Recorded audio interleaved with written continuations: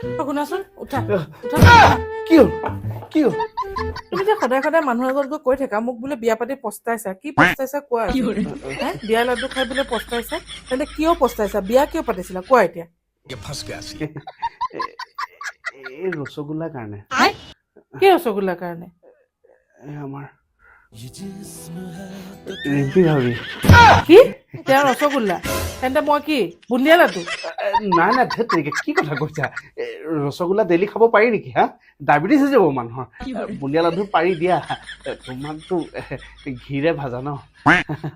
হয়নে নহয় তুমি মোৰ জান হয় অ' বেটা মই মানে ভাল বহুত ভাল এই গোল্লা পিছফালে যায় নেকি বুন্দিয়া লাডুৱে ভাল